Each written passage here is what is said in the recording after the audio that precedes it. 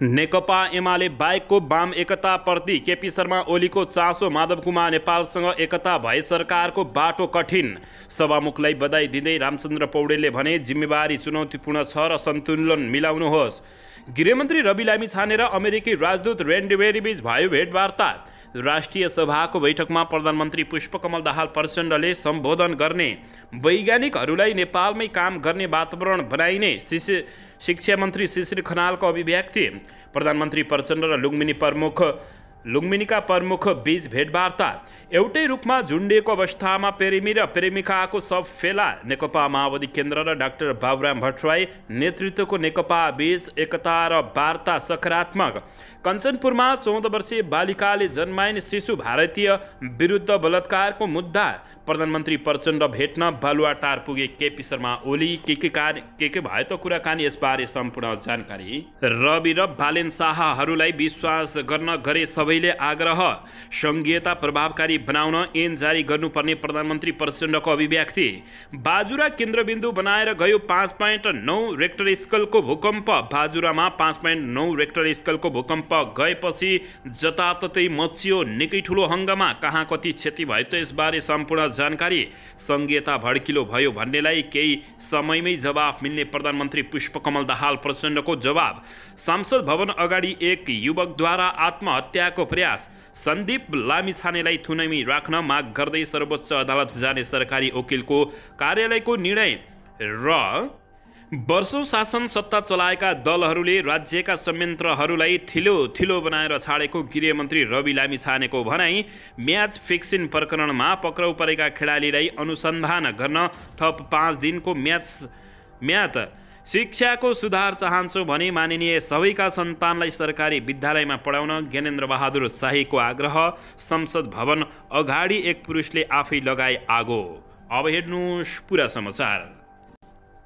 दर्शकबिन, गृहमन्त्री रवि लामिछानेले वर्षौं शासन र सत्ता चलाएका दलहरूले राज्यका संयन्त्रहरूलाई थिलो बनाएर छाडेका छन् भन्दै दुखेसो पोखेका छन्।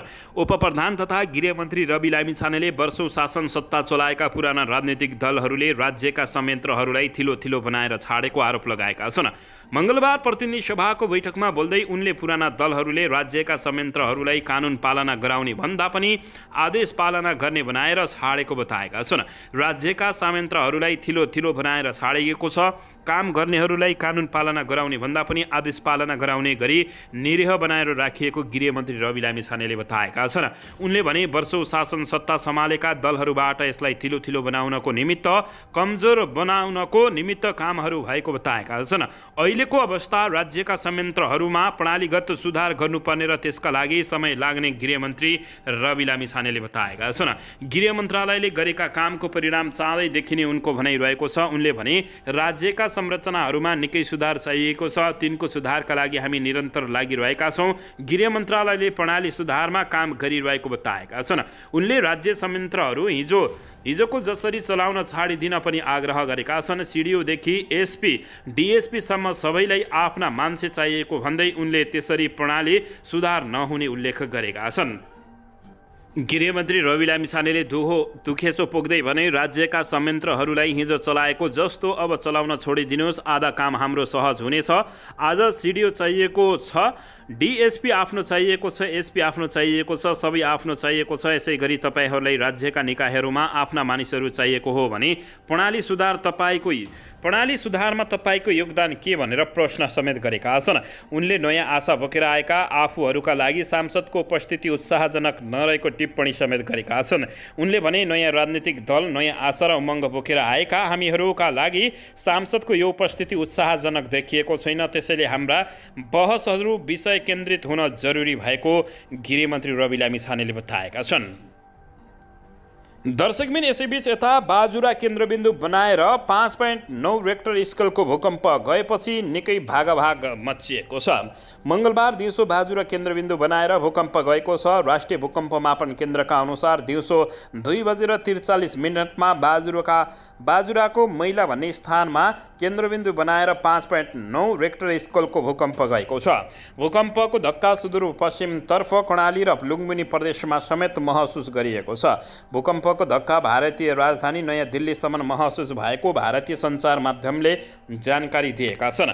भूकम्पका कारण भएको क्षतिको विस्तृत विवरण आउनै बाँकी रहेको बताइएको छ। जिल्ला प्रशासन कार्यालय बाजुराका विपद सम्पर्क व्यक्ति नयन रावलले भूकम्पको धक्काका कारण धेरै मानिस घर बाहिर आएर अहिलेसम्म क्षतिको कुनै विवरण प्राप्त नभएको बताएका छन्।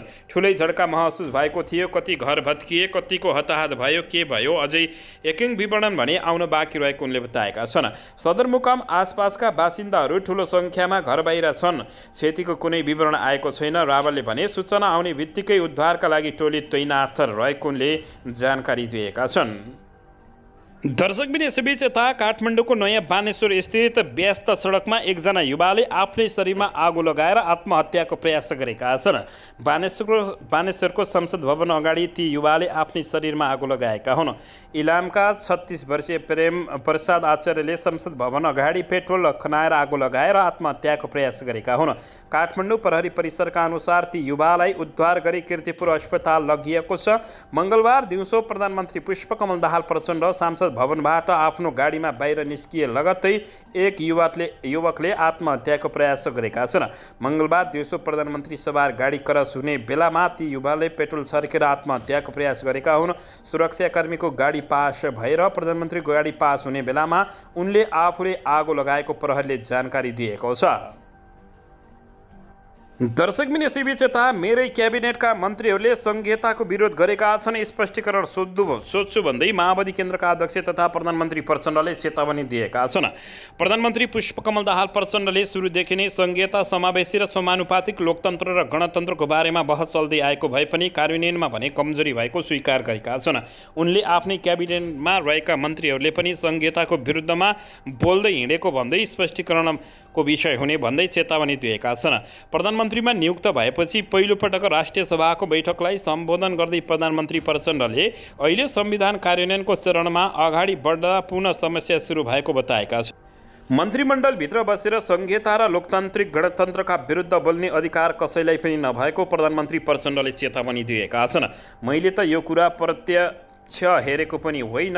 मेरै क्याबिनेटको एकजना मन्त्रीले संहिता खारेज गर्नुपर्छ भनेर यहाँ सुनाउनु भयो। मेरो गम्भीर ध्यान आकर्षण भएको छ, प्रधानमन्त्री प्रचण्डले भनेका छन्। यो स्पष्टीकरणको विषय हुन्छ। मन्त्रीमण्डलभन्दा बाहिर गएर आफ्नो कुरा राख्ने अधिकार सबै माननीय सदस्य र राजनीतिक दललाई पनि हुन्छ। मन्त्रीमण्डलभित्र बसेर संहिता र लोकतान्त्रिक गणतन्त्रका विरुद्धमा बोल्ने र प्रचार गर्ने अधिकार नैतिक र कानुनी रूपले हुन सक्दैन। यो स्पष्टीकरणको विषय हुन्छ, प्रधानमन्त्री प्रचण्डले बताएका छन्। सुरुदेखि नै संहिता र लोकतन्त्रको बारेमा पनि विमति र बहस चल्दै आएको हो। प्रधानमन्त्री प्रचण्डले भने धेरै ठुला मात्रामा संहिताको विषय विमतिको रूपमा उठेको त छैन, तर यसबारे कार्यान्वयनमा भएको कमी, ढिलाइ वा अरुचिको प्रवृत्ति देखिन थालेको बताएका छन्। सरकारको तर्फबाट संहिता कार्यान्वयनमा अगाडि बढ्ने विश्वास प्रचण्डले दिइरहेका छन्। हामीले संहिताको प्रश्नमा अध्ययन गर्ने पर्थ्यो। यो कार्यान्वयनमा भएका कमी कमजोरीलाई हटाएर एउटा गति दिनै पर्थ्यो। त्यसको सुरुवात त तपाईँहरूले गर्नुभएको छ। म सरकारको तर्फबाट कार्यान्वयनमा अगाडि बढ्ने विश्वास दिलाउन चाहन्छु, प्रधानमन्त्री प्रचण्डले बताएका छन्। दर्शकबिन यसैबीच आउनुहोस् अर्को समाचारतर्फ लागौँ। भर्खरै मात्र प्राप्त जानकारी अनुसार बाजुराको मेला केन्द्रबिन्दु भएर गएको भूकम्पले जिल्लाका विभिन्न स्थानमा घर भत्किएको समाचार प्रकाशित भएको छ। जिल्ला प्रहरी कार्यालय बाजुराका अनुसार विभिन्न स्थानहरूमा घर भत्किएको हो। यद्यपि हालसम्म मानवीय क्षति भएको विवरण भने प्राप्त हुन नसकेको बताइएको छ। प्रहरीका अनुसार बडीमालिका नगरपालिका 7मा एउटा र 9मा 2वटा घर भत्किएको छ। यसैगरी वडा नम्बर 6मा पनि एउटा विद्यालय भवन र 2वटा घर भत्किएको खबर प्राप्त भएको प्रहरीले जानकारी दिएको छ।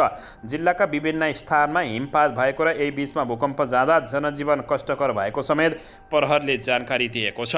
दर्शक महानुभावहरू, पछिल्लो समय नेपालीहरूलाई निकै दुःख दिने गरेको यो प्राकृतिकले फेरि भूकम्प आएर निकै दुःख दिएको छ। दर्शक महानुभावहरू, भूकम्पपछि टेलिफोन नेटवर्कमा समेत समस्या देखिएपछि विवरण सङ्कलनमा समस्या भएको प्रहरीको भनाइरहेको छ। यस्तै बझाङको चैनपुर लगायतका स्थानमा पनि भूकम्पले घरहरू चर्किएको तथा ध्वस्त भएको खबर बताइएको छ। मङ्गलबार दिउँसो बाजुराको मेला केन्द्रबिन्दु भएर दिउँसो 1:43 मा 5.9 रेक्टर स्केलको भूकम्प गएको थियो। भूकम्पका धक्का कर्णाली र सुदूरपश्चिम सहित भारतसम्म महसुस भएको जनाइएको छ। यसैबीच कर्णालीका कुनै पनि जिल्लामा भूकम्पबाट क्षति भएको विवरण नआएको कर्णाली प्रदेश प्रहरी कार्यालयका प्रवक्ता माधव प्रसाद श्रेष्ठले जानकारी दिएका छन्। दर्शकबिन यसैबीच यता प्रधानमन्त्री पुष्पकमल दाहाल प्रचण्डलाई भेट्न बालुवाटारमा केपी शर्मा ओली पुगेका छन्। प्रधानमन्त्री पुष्पकमल दाहाल प्रचण्डलाई भेट्न नेकपा एमाले अध्यक्ष केपी शर्मा ओली बालुवाटार पुगेका छन्। मङ्गलबार प्रधानमन्त्रीको सरकारी निवास बालुवाटारमा दुई नेताबीच भेटवार्ता भएको हो। दुई नेताबीचको भेटमा प्रदेश मन्त्री परिषद विस्तार, सभामुख र उपसभामुखको निर्वाचन, मतपरिणाम लगायतका विषयमा छलफल भएको बुझिएको छ। भेटमा भविष्यमा हुने राष्ट्रपति तथा उपराष्ट्रपतिको निर्वाचन, राष्ट्रिय सभाको उपनिर्वाचन लगायतका विषयमा छलफल भएको छ। काङ्ग्रेसले राष्ट्रपतिमा उम्मेदवारी दिने भएपछि नेकपा माओवादी केन्द्र र प्रचण्डको नाडी छाम्न केपी शर्मा ओली बालुवाटार पुगेको बताइएको छ। यद्यपि दुई नेताबीचको विस्तृत कुराकानी भने सबै बाहिर नआइसकेको जानकारी प्राप्त भएको छ। दर्शकबिन यसैबीच यता नेकपा एमालेको वाम एकता केपी शर्मा ओलीले चासो राखेका छन्। माधव कुमार नेपालसँग एकता भए सरकारको बाटो कठिन भएको चेतावनी समेत दिएको बुझिएको छ। नेकपा एकीकृत समाजवादी पार्टी र जनता समाजवादी पार्टी बीच एकताको प्रक्रिया चलिरहँदा नेकपा एमाले अध्यक्ष केपी शर्मा ओलीले चासो राखेका छन्। नेकपा एस र जसपाले वार्ता समिति बनाएर एक अर्काका दस्तावेज आदान प्रदान गरिसकेका छन्। शीर्ष तहमा वार्ता गरेर कार्यदललाई काम दिएपछि एकता नभए मोर्चाको अभ्यास सुरु गर्ने समझदारी दुई पार्टीबीच भइसकेको र त्यसलाई लिएर नेकपा एमालेका अध्यक्ष केपी शर्मा ओलीले भने विमति राखेका छन्। गत शनिबार केपी शर्मा ओली निवास बालकोटमा भेटवार्ताका लागि पुगेका जसपा अध्यक्ष उपेन्द्र यादवलाई केपी शर्मा ओलीले नेकपा एकीकृत समाजवादी पार्टीसँगको एकता बहसकै कारण सरकारमा लैजान कठिन भएको जानकारी गराएका थिए। हामी दुई पार्टीको वार्ता टोली पनि त्यही दिन वार्ता टोली गरिरहेका थियो। गत शनिबारको भेटमा एमाले अध्यक्ष केपी शर्मा ओलीले नेकपा एससँगै एकता वार्ताले सरकारमा लैजाने कुरा जटिलता सिर्जना गरेको भन्नुभएछ। जसपाका एक नेताले भनेका छन्, तर हाम्रो अध्यक्षले भने 5 मध्ये 1 राजकीय पद दिने भए सरकारमा आउँछौँ, नत्र आउँदैन भन्ने जवाब दिनुभएछ। त्यसपछि केपी शर्मा ओलीले संवाद जारी राख्ने भन्दै वार्ता टुङ्गिएको जानकारी दिएका छन्। अध्यक्ष यादव भने धेरै अगाडिको भेटको विषयमा के बोल्दैनन् भनेर पन्सिएको